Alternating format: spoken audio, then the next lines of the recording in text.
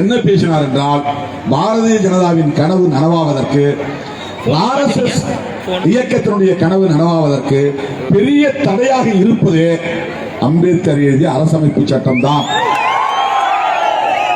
எனவே மீண்டும் நாங்கள் ஆட்சிக்கு வந்தால் இந்த சட்டத்தை ஒழித்து கட்டுவோம், இதுதான் அவர்கள் சொல்லுவது. அருமை தோழர்களே, 3 ஆண்டு காலம் அல்லும் பகலும் அயராது உழைத்தவர் புரட்சியாளர் அம்பேத்கர். உலகத்திலேயே மிகப்பெரிய அரசமைப்பு சட்டம் இந்தியாவுடைய அரசமைப்பு சட்டம். The largest democratic country என்று சொல்வார்கள் இந்தியாவை, மிகப்பெரிய ஜனநாயக நாடு. அதற்கு காரணம் மிகப்பெரிய அரசமைப்பு சட்டம். அதை எழுதியவர் புரட்சியாளர் அம்பேத்கருக்கு. அதுதான் தலையாய சட்டம், அதுதான் முதன்மையான சட்டம், அதுதான் இருக்கிற சட்டங்களிலேயே பெரிய சட்டம். அந்த சட்டத்தை அடிப்படையாக வைத்துதான் மாநில அரசுகள் சட்டம் இயற்ற முடியும். அந்த சட்டத்தை அடிப்படையாக வைத்துதான் பாராளுமன்றத்திலே சட்டங்களை இயற்ற முடியும். அந்த சட்டத்தின் அடிப்படை கூறுகள் சிதையக்கூடாது என்று உச்சநீதிமன்றமே தீர்ப்பளித்திருக்கிறது. அந்த சட்டம் தான் ஜனநாயகத்தை பேசுகிறது, சுதந்திரத்தை பேசுகிறது, சமூக நீதியை பேசுகிறது, சகோதரத்துவத்தை பேசுகிறது, சமத்துவத்தை பேசுகிறது, சிறுபான்மை மக்களின் பாதுகாப்பை உறுதிப்படுத்துகிறது, இடஒதுக்கீட்டை உறுதிப்படுத்துகிறது. அந்த சட்டத்தை அவமதிக்கிற கும்பலின் கைகளில் தான் இந்த நாடு சிக்கி இருக்கிறது, ஆட்சி அதிகாரம் சிக்கி இருக்கிறது. அந்த சட்டத்தை அவர்கள் ஒரு பொருட்டாக மதிப்பதில்லை. அதற்கு ஒரு சான்று சொல்லுகிறேன். ஒரு சான்று, ஜம்மு காஷ்மீர் என்கிற மாநிலத்திற்கு தனி அந்தஸ்து இருந்தது. அதற்கு கான்ஸ்டிடியூஷனிலே 370 என்கிற ஆர்டிகிள் தனியே அம்பேத்கர் எழுதி வைத்திருந்தார். அந்த ஆர்டிகிள் பிரகாரம், அதாவது அந்த செக்ஷன் பிரகாரம், ஜம்மு காஷ்மீர் மாநிலம் நம்மோடு இருக்கும், ஆனால் அது சுதந்திரமாக இயங்கும். அங்க வேற யாரும் போய் நிலம் வாங்க முடியாது, அங்க இருக்கிறவங்களுக்கு தான் அந்த நிலம் சொந்தம். ஆனால் இவர்கள் அந்த 370 நீக்கிவிட்டார்கள். ஜம்மு காஷ்மீரை 3 யூனியன் பிரதேசங்களாக உடைத்து விட்டார்கள்.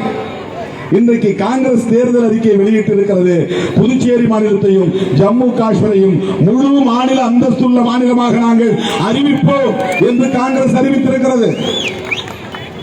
ஜம்மு காஷ்மீரை உடைத்து நொறுக்கியது அரசமைப்பு சட்டத்திற்கு செய்த அவமதிப்பு.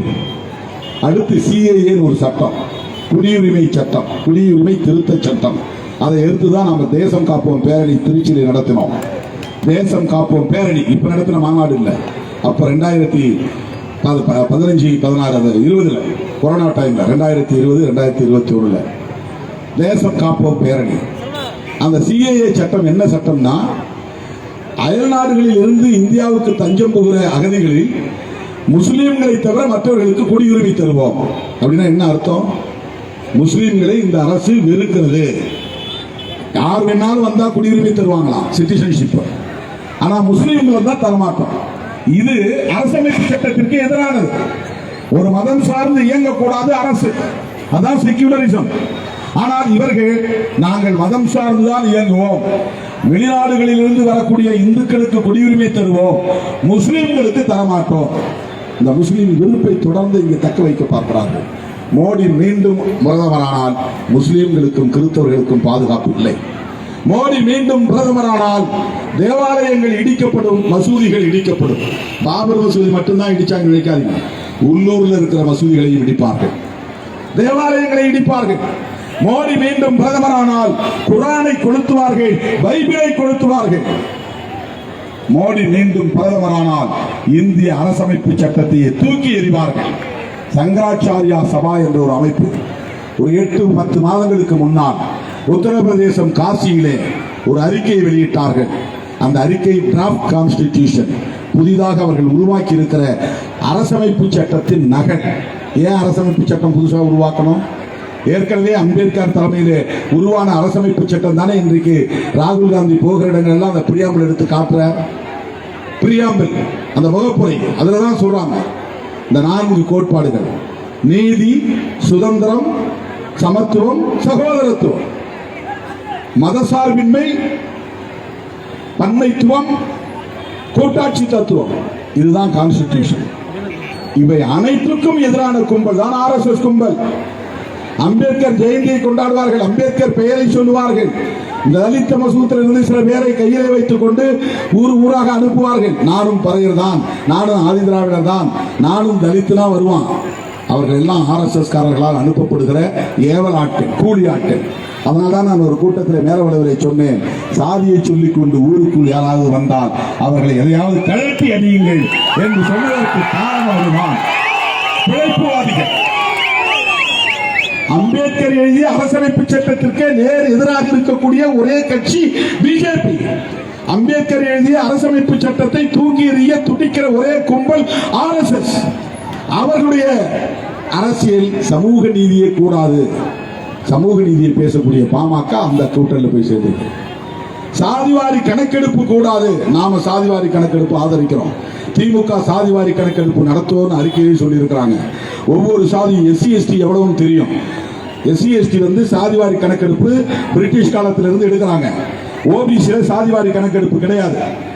ஒவ்வொரு சாதி ரெட்டியார் எவ்வளவு கணக்கு தெரியாது, தோராய கணக்கு தான். அது மாதிரி வன்னியர் எவ்வளவு தோராய கணக்கு தான். ஆனால் தமிழ்நாட்டிலே பறையர் எவ்வளவு என்பது புள்ளி விவரம் உண்டு, டேட்டா உண்டு. ஒவ்வொரு சாதிக்கும் ஒரு டேட்டா உண்டு. அந்த மாதிரியான ஒரு பாப்புலேஷன் ஸ்டடி, ஒரு சர்வே எடுக்க வேண்டும். இதுதான் எல்லா கட்சியும் வைக்கிற கோரிக்கை. OBC சமூகத்தினரை சாதிவாரி அடிப்படையில் கணக்கெடுப்பு நடத்தி ஒவ்வொரு சமூகமும் எவ்வளவு பேர் இருக்கிறார்கள் என்று கண்டுபிடித்து அதற்கு ஏற்ப அவர்களுக்கான நலத்திட்டங்களை செய்ய வேண்டும். அதுதான் சமூக நீதி. அதை செய்யக்கூடாது என்று சொல்லுகிற கட்சி பிஜேபி. சொல்லுங்க, சாதிவாரி கணக்கெடுப்பை நடத்துவோம் என்று பிஜேபியால் சொல்ல முடியுமா? இந்த தொகுதியிலே போட்டியிடக்கூடிய வேட்பாளர்களால் சொல்ல முடியுமா? எடப்பாடி பழனிசாமி என்றைக்காவது மோடியை விமர்சித்து பேசியிருக்கிறாரா? பிஜேபியை விமர்சித்து பேசியிருக்கிறாரா? தமிழர் உரிமை மீட்போம், தமிழ்நாட்டை காப்போம் முழக்கம் வைக்கிறார். இது தமிழ்நாடு சட்டமன்றத்துக்கு நடக்கிற தேர்தலா? இது தமிழ்நாடு சட்டமன்றத்துக்கு நடக்கிற தேர்தலா? இது நாடாளுமன்றத்திற்கு நடக்கிற தேர்தல். டெல்லியிலே யார் பிரதமர் என்பதை கேள்வி எழுப்புகிற தேர்தல் இந்த தேர்தல். இந்த நேரத்தில் பொருத்தமில்லாத முழக்கத்தை வைக்கிறார் எடப்பாடி பழனிசாமி அவர்கள். தமிழ்நாடு அரசாங்கத்தை விமர்சிக்கிறார், பிஜேபி அரசாங்கத்தை விமர்சிப்பதில்லை. தமிழ்நாடு முதல்வர் தளபதி அவர்களை விமர்சிக்கிறார். 10 ஆண்டு காலம் ஆட்சியில் இருந்து இந்த நாட்டு மக்களுக்கு எதிரான சட்டங்களை கொண்டு வந்த நரேந்திர மோடியை விமர்சிக்கிறாரா? விவசாயிகளுக்கு எதிரான சட்டம் கொண்டு வந்தது தளபதி ஸ்டாலினா, நரேந்திர மோடியா? தொழிலாளர்களுக்கு எதிரான சட்டம் கொண்டு வந்தது தமிழ்நாடு அரசா, இந்திய ஒன்றிய அரசா? இன்றைக்கும் விவசாயிகள் போராடி கொண்டிருக்கிறார்கள் வட இந்திய மாநிலங்களிலே. இன்றைக்கும் தொழிலாளர்கள் போராடி கொண்டிருக்கிறார்கள் வட இந்திய மாநிலங்களிலே. யாரை எதிர்த்து? நரேந்திர மோடியை எதிர்த்து. ஏன் தமிழ்நாட்டில் எதிர்க்கட்சி தலைவராக இருக்கிற எடப்பாடி பழனிசாமி அவர்கள் ஒரே ஒரு கூட்டத்தில் கூட பாஜகவை பற்றி விமர்சிக்கவில்லை. கேள்வி நீங்கள் எழுப்புங்க. சில பேர் சொல்றாங்க அவங்க பிஜேபி விட்டு வெளியே வந்துட்டாங்க, அதனால நம்ம ரெட்டலைக்கு போடலாம். இதெல்லாம் அரசியல் அறியாமை. ஒரே ஒரு உறுப்பினர் அதிமுகவில் வெற்றி பெற்றால் கூட அவர்கள் மறுபடியும் பிஜேபிக்கு ஆதரவு தெரிவிப்பார்களே தவிர அவர்கள் காங்கிரஸ் இந்தியா கூட்டணிக்கு ஆதரவு தெரிவிக்க மாட்டார்கள். அதிமுக ஆதரவோடு தான் CAA சட்டம் நிறைவேறியது. அதிமுக ஆதரவோடு தான் விவசாயிகளுக்கு எதிரான வேளாண்மை சட்டங்கள் நிறைவேறியது. அதிமுக ஆதரவோடு தான் இங்க ஒரே ஒரு ஆள் தான் லோக்சபாவில். ஆனா மாநிலங்களவையில் 10க்கும் மேற்பட்டவர்கள் இருக்கிறாங்க. அவங்க ஆதரவு 11 பேரோ இன்னும் 13 பேரோ அவங்க சப்போர்ட் பண்ணி தான் அந்த சட்டங்களை நிறைவேறிச்சு. இல்லைன்னா நிறைவேறி இருக்காது. தொழிலாளர்கள் சட்டம் 44 சட்டம் இருந்துச்சு. அந்த 4 சட்டமா நீங்க சுருக்கிட்டாங்க. தொழிலாளர்கள் சங்கம் வைக்க முடியாத அளவுக்கான சட்டம் வந்திருக்கு. அந்த சட்டத்தை ஆதரித்து ஓட்டு போட்டது அதிமுக. ஏன்னா அவங்க பிஜேபிக்கு சப்போர்ட். இப்ப 2 பேரும் நாடகம் ஆடி தனித்தனியா நிக்கிறாங்க. நாம 2 பேரும் ஒன்னா இருந்தா எங்க ஆளுங்க ரெட்டலைக்கு போட்டவங்க எம்ஜிஆர் காலத்துல, ஜெயலலிதா காலத்துல ரெட்டலைக்கு போட்டவங்க கூட இப்ப உதயசூரியனுக்கு போடுறாங்க. இதை தடுக்கணும்னா நான் வெளியே நின்னாதான் சரியா இருக்கும். இதுதான் எடப்பாடி அவர்களின் நோக்கம். இதுதான் நரேந்திர மோடியின் திட்டம். நம்ம 2 பேரும் ஒன்னா நிக்க வேண்டாம், சண்டை போட்டுக்கிற மாதிரி போட்டுக்கோ, தனியா நிக்கிற மாதிரி நிற்போம். அப்பதான் முஸ்லீம்களை கொஞ்சம் ஓட்டை புடுங்க முடியும், கிறிஸ்தவ ஓட்டை கொஞ்சம் ஓட்டை புடுங்க முடியும். எப்படியும் திமுக கூட்டணியை பிடிக்காத சில முஸ்லீம்கள் இருப்பாங்க, சில கிறிஸ்தவர்கள் இருப்பாங்க. அந்த ஓட்டை எல்லாம் மொத்தமா நம்ம வாங்கணும்னா நீ தனியா போ, நான் தனியா நிற்கிறேன். அவர்களுக்கு இடையிலே அந்தரங்கத்தில் இருக்கிற உள்ளீடான ஒரு ஒப்பந்த அடிப்படையில் தான் தனியாக இருக்கிறார்களே தவிர ஏமாந்து விடாதீர்கள் மக்களே. இந்த நாட்டை காப்பாற்றுவதற்கு ஆற்றல் வாய்ந்த ஒரே அணி இந்தியா கூட்டணி தான். அண்ணன் தளபதி அவர்கள் முயற்சி எடுத்து உருவாக்கி இருக்கிற, ராகுல் காந்தி அவர்களின் முயற்சியால் உருவாக்கப்பட்டிருக்கிற இந்தியா கூட்டணியால் தான் சிறுபான்மை மக்களை பாதுகாக்க முடியும். ஆகவே அரசமைப்பு சட்டத்திற்கு பேராபத்து இருக்கிறது. அந்த சங்கராச்சாரியா சபை ஒரு அறிக்கையை வெளியிட்டது. அந்த அறிக்கை என்னவென்றால், மீண்டும் பிரதமர் மோடி ஆட்சிக்கு வருவார், அவர் வந்தால் அந்த சட்டம் ஆட்சியில் இருக்காது. எது? அரசமைப்பு சட்டம், அம்பேத்கர் எழுதிய சட்டம் இருக்காது. நாங்கள் எழுதியிருக்கிற இந்த சட்டம் தான் அரசமைப்பு சட்டமாக டிக்ளேர் செய்யப்படும். அது இந்த சட்டம் நடைமுறைக்கு வந்தால் இந்தியாவின் தலைநகரம் டெல்லியாக இருக்காது, காசியாக இருக்கும். அந்த சட்டம் சொல்லுது. இந்தியாவின் தேசிய கொடி, இப்போது இருக்கிற கொடி தேசிய கொடியாக இருக்காது, காவி கொடிதான் தேசிய கொடியாக இருக்கும். இந்தியாவின் ஆட்சி நிர்வாக முறை ஜனநாயக முறையில் இருக்காது, வர்ணாசிரம தர்ம முறையில் இருக்கும். வர்ணாசிரம தர்மம் உங்களுக்கு தெரியும். பிறப்பால் உயர்வு தாழ்வு, பார்ப்பவர்கள் தான் எல்லோரையும் உயர்ந்த வர்ணம், மற்ற எல்லாரும் கீழ்ச்சாதி தான். அதுதான் வர்ணாசிரம தர்மம். அந்த வர்ணாசிரம தர்மம் தான் ஆட்சி நிர்வாகமாக இருக்கும். அதை விட முக்கியமா இந்த கான்ஸ்டிடியூஷன் சொல்றான். என்ன சொல்றான்னா, இங்கே முஸ்லீம்களும் கிறிஸ்தவர்களும் வாழலாம், தொழில் செய்யலாம், ஆனால் ஓட்டு போட முடியாது. அந்த கான்ஸ்டிடியூஷன் வந்துச்சுன்னா முஸ்லீம்களுக்கு வாக்குரிமை இருக்காது, கிறிஸ்தவர்களுக்கு வாக்குரிமை இருக்காது, தேர்தலில் அவர்கள் பங்கேற்க முடியாது. எவ்வளவு ஆபத்தான ஒரு கொள்கை! மீண்டும் மோடி ஆட்சிக்கு வந்தால் அம்பேத்கர் எழுதிய சட்டத்தை தூக்கி எறிந்துவிட்டு அவர்கள் எழுதியிருக்கிற அந்த நகல் சட்டம் தான் அரசமைப்பு சட்டமாக மாறும் என்று அவர்கள் அறிவித்திருக்கிறார்கள். இது ஏதோ கற்பனையில் சொல்லக்கூடிய ஒன்று அல்ல. அவங்க தலைவர் யார் தெரியுமா? மோடிக்கு தலைவர், மோடிக்கு ஒரு தலைவர் இருக்கிறார். நமக்கு தலைவர், கொள்கை தலைவர் அம்பேத்கர், அவருக்கு கொள்கை தலைவர் கோல்வாக்கர். இந்த யுத்தம் ரெண்டே பேருக்கு தான் நடக்குது. ஒரு புறம் கோல்வாக்கர் கும்பல், இன்னொரு புறம் அம்பேத்கர் வாரிசுகள். இந்தியாவில் நடக்கிற யுத்தம். இன்றைக்கு ராகுல் காந்தி பேசுகிற அரசியல் அம்பேத்கர் அரசமைப்பு சட்டத்தின் அடிப்படையிலான அரசியல். அண்ணன் தளபதி அவர்கள் நடத்துகிற அரசியல் சமூக நீதிக்கான அரசியல். அதுதான் அம்பேத்கர் வகுத்த அரசமைப்பு சட்டத்தின் அரசியல். ஆகவே இந்தியா கூட்டணி என்பது அம்பேத்கர் கொள்கையை உள்வாங்கிய கூட்டணி. நரேந்திர மோடியின் கூட்டணி என்பது கோல்வாக்கர் கூட்டணி. கோல்வாக்கருடைய கனவு என்ன? அவர் என்ன சொல்றாருன்னா, இந்த நாடு மதசார்புள்ள நாடாக இருக்கணும், இங்க அரசாங்கத்துக்கு ஒரு மதம் இருக்கணும், அந்த மதத்தின் கோட்பாடு வர்ணாசிரம தர்மம் இங்க இருக்கணும், அதன் அடிப்படையிலே இங்கே சமூக ஒழுங்கு கட்டமைக்கப்படணும், அது கட்டமைக்கப்படணும்னா சமூக நீதி இருக்கக்கூடாது. இதுதான் கோல்வாக்கர் கொள்கை. இது இல்லைன்னு அண்ணாமலை மறுக்க முடியுமா? வர சொல்லுங்க, விவாதிப்போம். அவரோடு விவாதிப்பதற்கு நான் கூட தேவையில்லை, கிட்டுவே ரெடியா இருக்கின்றார் அண்ணாமலையோட. அவர்களால் பேச முடியாது. ஒரே ஒரு நபர், ஒரு தலைவர், பாஜக நாங்க சமூக நீதிக்காக தான் இருக்கிறோம் சொல்ல சொல்லுங்க, சமூக நீதிக்காகத்தான் இருக்கிறோம் என்று சொல்ல சொல்லுங்க. ஓபிசி இடஒதுக்கீடு கூடாதுங்கிறாங்க. இது ஒன்று சொல்லி நான் முடிக்கிறேன்.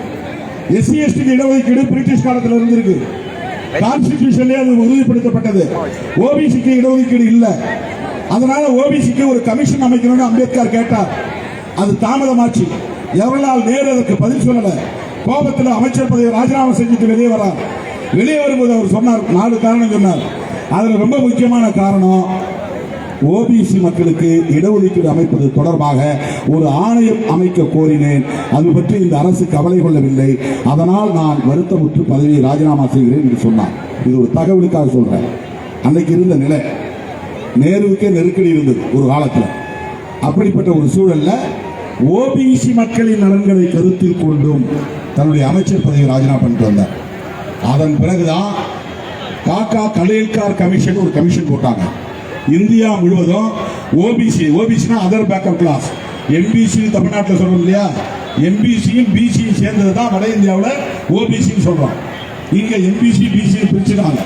வட இந்தியாவில் எம்பிசி பிசி கிடையாது. எஸ்சி எஸ்டி மற்றவங்க எல்லாம் ஓபிசி, பார்ப்பனர்கள் உட்பட ஃபார்வர்ட் கம்யூனிட்டி, அது ஒரு குறிப்பிட்ட சதவீதம் தான். இப்படி 4 கேட்டகரி தான்.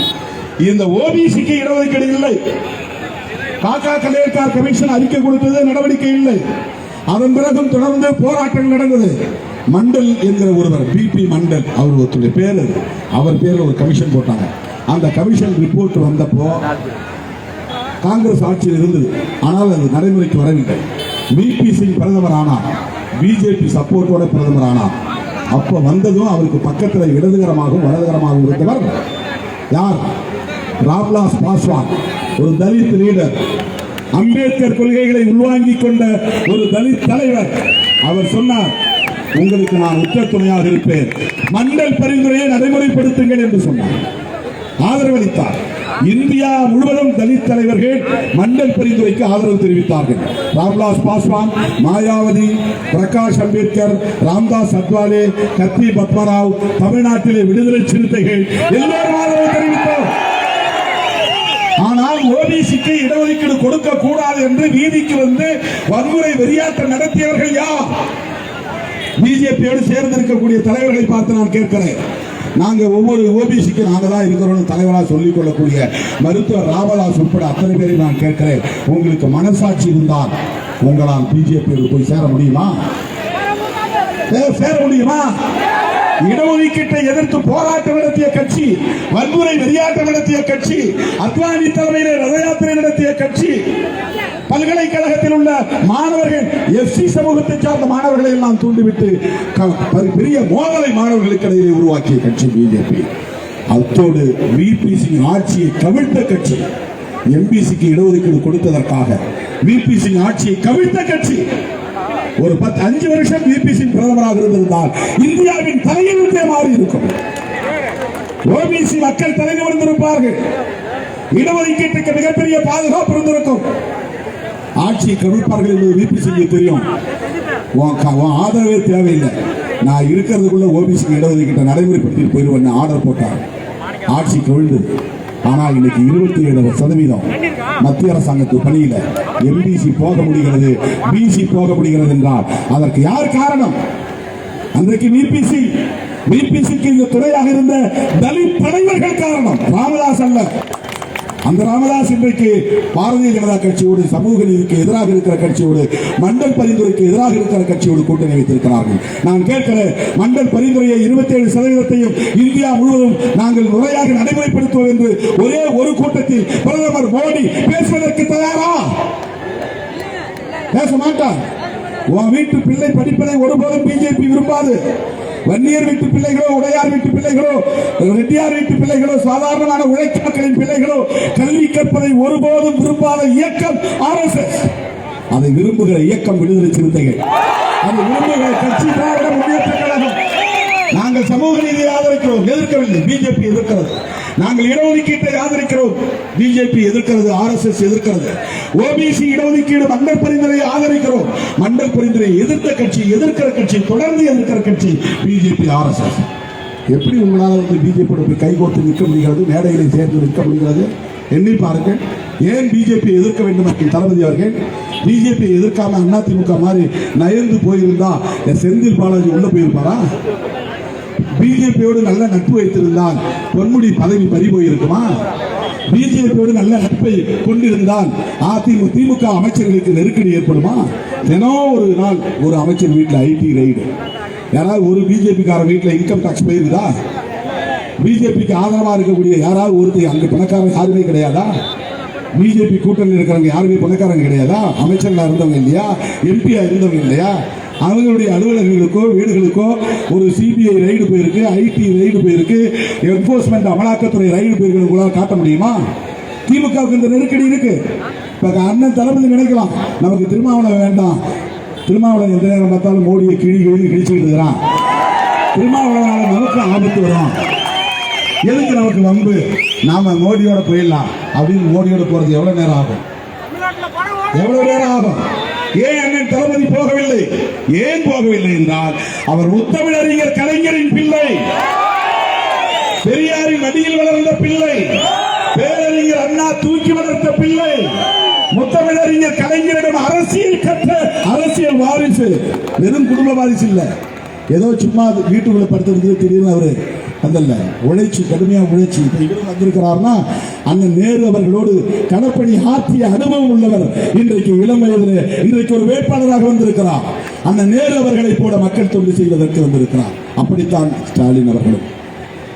அருமை தோழர்களே, ஏன் பிஜேபியோடு அண்ணன் ஸ்டாலின் அவர்கள் உறவு வைக்கவில்லை, கூட்டணி வைக்கவில்லை, நட்பு வைக்கவில்லை என்றால் அந்த கும்பலால் சமூக நீதிக்கு ஆபத்து, சிறுபான்மை மக்களுக்கு அச்சுறுத்தல், இடஒதுக்கீடு குழி தோண்டி புதைக்கப்பட்டுவிடும், மதவெறி தூண்டப்படும், சமூக நல்லிணக்கம் பாதிக்கப்படும், ஊழல் பெருகும், நாட்டின் அமைதி சீர்குலையும், வடக்கு தெற்கு என்கிற பேதம் வளரும், இந்துக்கள் அல்லாதவர்கள் என்கிற மோதல் வளரும். இப்படிப்பட்ட ஒரு பாசிச ஆட்சி, இதுதான் பாசிசம், ஜனநாயகத்திற்கு நேர் எதிரான கொள்கை கொண்டிருக்கும். இந்த பாசிச பாஜக அரசை தூக்கி எறிய வேண்டும் என்கிற ஒற்றை நோக்கத்தில் அண்ணன் தளபதி அவர்கள் துணிந்து இந்த முடிவை எடுத்திருக்கிறார். இன்றைக்கு காங்கிரஸ் அறிக்கை வெளியிட்டிருக்கிறது. அதை மட்டும் சொல்லி முடிக்கிறேன்.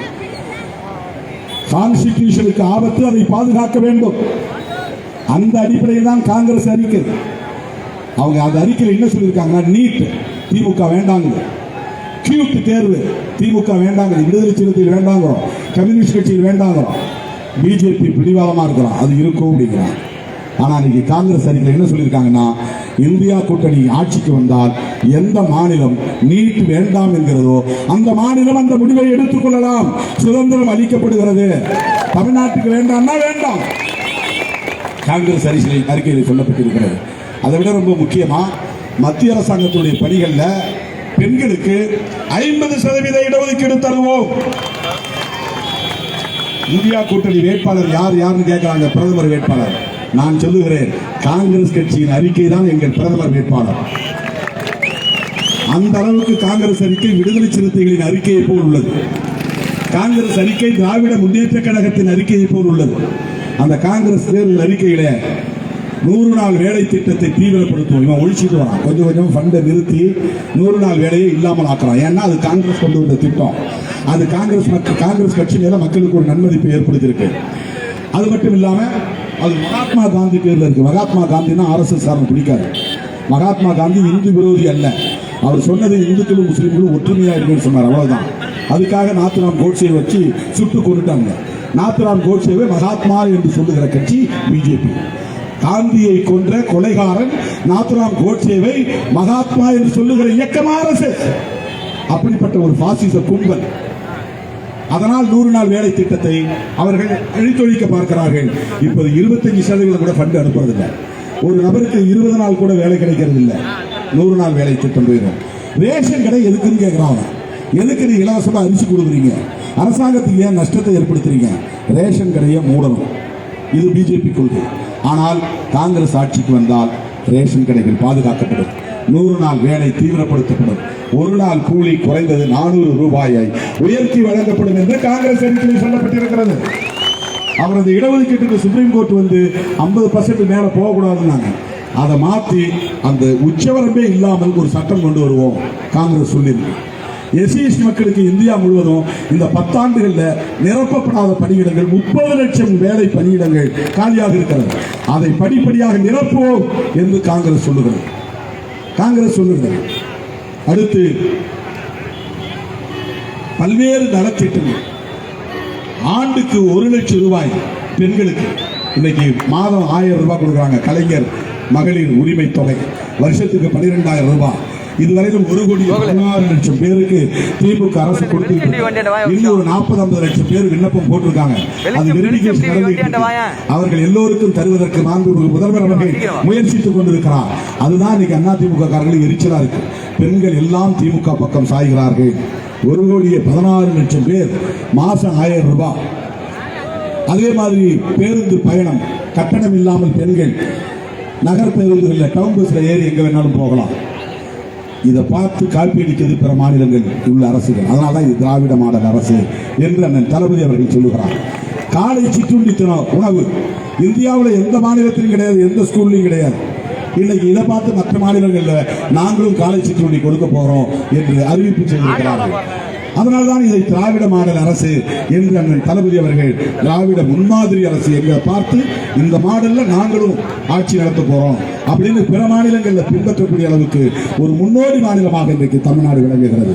அருமை தோழர்களே, காங்கிரஸ் தேர்தல் அறிக்கை இன்றைக்கு நாட்டின் கவனத்தை ஈர்க்கக்கூடியதாக இருக்கிறது. இடஒதுக்கீட்டை உயர்த்தி பிடிக்கிற அறிக்கையாக இருக்கிறது. பெண்களுக்கான இடஒதுக்கீட்டை உறுதிப்படுத்துகிற அறிக்கையாக இருக்கிறது. அடுத்து அரசமைப்பு சட்டத்தை பாதுகாப்பதற்கு உறுதியளித்திருக்கிறது. அரசமைப்பு சட்டத்தை பாதுகாப்பதுதான் இந்தியா கூட்டணியின் பிரதானமான கோட்பாடு என்று நாடு முழுக்க நடக்கிற எல்லா கூட்டங்களிலும் ராகுல் காந்தி பேசி வருகிறார். அருமை தோழர்களே, இந்த கொளுத்தும் வெயிலையும் பொருட்படுத்தாமல் இங்கே கூடியிருக்கிற என் உயிரின் உயிரான விடுதலை சிறுத்தைகளே, ஒரே ஒரு வேண்டுகோள். அருண் நேரு அவர்கள் 4 லட்சம் வாக்குகள் வித்தியாசத்திலே 5 லட்சம் வாக்குகள் வித்தியாசத்திலே வெற்றி பெற்றார். அது விடுதலை சிறுத்தைகளின் உழைப்பால் வெற்றி பெற்றார் என்ற நற்பெயர் கிடைக்க வேண்டும். அது எனக்கு பெருமை, இந்த கூட்டணிக்கு பெருமை. நாம் ஏன் திமுகவோடு கைகோர்த்து நிற்கிறோம் என்றால், அண்ணன் தளபதியின் கரத்தை இறுக பற்றி நிற்கிறோம் என்று சொன்னால், அம்பேத்கர் எழுதிய அரசமைப்பு சட்டத்தை பாதுகாக்கிற வலிமை தமிழ்நாட்டை பொறுத்தவரையில் அண்ணன் தளபதி அவர்களின் கைகளில் உள்ளது. தளபதியின் கரத்தை வலுப்படுத்தினால்தான் ராகுல் காந்தியின் கரத்தை வலுப்படுத்த முடியும். ராகுல் காந்தியின் கரத்தை வலுப்படுத்த முடியும். ஆகவே இன்னொரு செய்தியும் நான் சொல்ல வேண்டும். இதுவரை விடுதலை சிறுத்தைகள் கட்சிக்கு சொந்தமான அங்கீகாரமான ஒரு சின்னம் கிடைக்கவில்லை. 2 தொகுதிகளில் வெற்றி பெற்றால், தனி சின்னத்தில் நின்று வெற்றி பெற்றால் அங்கீகாரம் பெற்றுவிட முடியும் என்பதை ஏற்றுக்கொண்டு அண்ணன் தளபதி அவர்கள் சிதம்பரம் தொகுதியிலும் விழுப்புரம் தொகுதியிலும் விடுதலை சிறுத்தைகள் வெற்றி பெற வேண்டும் என்று வாழ்த்தியிருக்கிறார். அன்று இளவல் உதயநிதி ஸ்டாலின் அவர்கள் சிதம்பரத்தில் வந்து பேசினார். நாங்கள் 22 இடங்களிலே உதயசூரியன் சின்னத்திலே போட்டியிடுகிறோம். இந்த 22 இடங்களில் பெறுகிற வெற்றியை விட அண்ணன் திருமாவளவன் அவர்களும் அண்ணன் ரவிக்குமார் அவர்களும் 2 இடங்களில் வெற்றி பெறுவதுதான் திமுக முக்கியமான சாதனை. வெளிப்படையாக பேசியிருக்கிறார். திமுக தொண்டர்களின் உழைப்பால் கூட்டணி கட்சிகள் போன முறை 39 இடத்திலும் வெற்றி பெற்றோம். தேனியில மட்டும்தான் ஒரே ஒரு தொகுதி போச்சு. திமுக தொண்டர்கள் தேனியை போட சுற்றி சுழன்று பணியாற்றுவதற்கு அவர்களுக்கு நிகர் இந்தியாவில் யாரும் இல்லை என்று சொல்லத்தக்க அளவுக்கு தேர்தல் களத்தை கையாளுகிற அந்த ஆற்றல் திராவிட முன்னேற்ற கழக தலைவர்களுக்கும் தளபதிகளுக்கும் தொண்டர்களுக்கும் உண்டு. அதை எப்படி செய்வது என்று கற்றுக்கொள்ள வேண்டும், எப்படி மக்களை சந்திக்கிறார்கள் என்பது. ஆகவே சிதம்பரம் விழுப்புரம் தொகுதிகளில் விடுதலை சிறுத்தைகள் வெற்றி பெற வேண்டும் என்று திமுக தொண்டர்களுக்கு அண்ணன் தளபதி அவர்களும் இளைய தளபதி உதயநிதி ஸ்டாலின் அவர்களும் வந்து நேரடியாக சொன்னதை போல் நான் சொல்லுகிறேன். அருண் நேரு அவர்களின் வெற்றியில் விடுதலை சிறுத்தைகளின் பங்களிப்பு மகத்தானதாக இருக்க வேண்டும். எஞ்சி இருக்கிற இந்த 10-11 நாட்கள் நீங்கள் ஓய்வை பார்க்க கூடாது, வெயிலை பார்க்க கூடாது, உண்ணுகிறோமா உறங்குகிறோமா என்றெல்லாம் பார்க்க கூடாது. இந்த 12 நாட்கள் எப்படி நோன்பு இருக்கிறார்களோ இஸ்லாமியர்கள், அதை போல நோன்பிருந்து நீங்கள் களப்பணியாற்ற வேண்டும். அருண் நேரு அவர்கள் டெல்லியிலே என்னை பார்க்கிற போது நம்பிக்கை இருக்கிறது, 2 பேரும் டெல்லியிலே சந்திப்போம் என்ற நம்பிக்கை இருக்கிறது. சிறுத்தைகளின் பங்களிப்பை அவர் சிலாகித்து சொல்ல வேண்டும், பெருமையோடு சொல்ல வேண்டும், மகிழ்ச்சியோடு சொல்ல வேண்டும். அதை நான் எதிர்பார்க்கிறேன். வாக்காளர் பொதுமக்களுக்கு நான் வேண்டுகோள் விடுக்கிறேன். அனைத்து தரப்பு மக்களுக்கு வேண்டுகோள் விடுக்கிறேன். 10 ஆண்டு காலம் இந்த நாடு சந்தித்த அவலம் போதும். உலக அரங்கில் தலைகுனிந்து நிற்பது போதும். இந்த நாட்டை பின்னுக்கு தள்ளியது போதும். நரேந்திர மோடி இந்த நாசகார ஆட்சியை தூக்கி எறிவதற்கு ஒரு வேள்வி யாகத்தை அண்ணன் தளபதி அவர்கள் ராகுல் காந்தி அவர்களோடு சேர்ந்து நடத்துகிறார். இந்த யாகம் வெற்றி பெற வேண்டும். அண்ணன் தளபதி அவர்களின் கரம் வலுப்பெற வேண்டும். ராகுல் காந்தி அவர்களின் கரம் வலுப்பெற வேண்டும். டெல்லியில் இருக்கிற இந்த நாசகார ஆட்சி தூக்கி எறியப்பட வேண்டும். அதற்கு உங்கள் பொன்னான வாக்குகளை, முத்தான வாக்குகளை பெரம்பலூர் தொகுதியிலே அன்பு இளவல் இளம் தளபதி நம்முடைய அருண் நேரு அவர்களுக்கு உதயசூரியன் சின்னத்தில் வாக்களித்து அவரை பெருவாரியான வாக்குகளின் வித்தியாசத்தில் வெற்றி பெறச் செய்யுங்கள், வெற்றி பெறச் செய்யுங்கள் என்று கேட்டு விடைபெறுகிறேன். நன்றி, வணக்கம். நமது சின்னம், நமது சின்னம் வெற்றியின் சின்னம், சமூக நீதியின் சின்னம், சகோதரத்துவத்தின் சின்னம், சமத்துவத்தின் சின்னம், அரசமைப்பு சட்டத்தை பாதுகாக்கும் சின்னம், சமூக நல்லிணக்கத்தை பாதுகாக்கும் சின்னம், இஸ்லாமிய கிறிஸ்தவர்களின் பாதுகாப்பு சின்னம், ஒடுக்கப்பட்ட மக்களின் பாதுகாப்பு சின்னம், விடுதலை சிறுத்தைகளின் சின்னம்.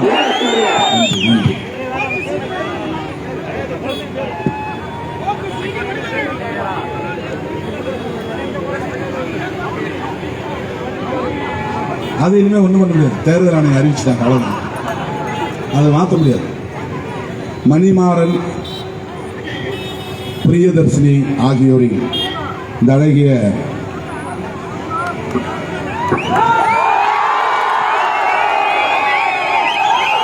பெருங்குழந்தைக்கு வெற்றி செல்வி என்று தமிழ் பெயர் சூட்டி வாழ்த்துகிறேன். வெற்றி செல்வி.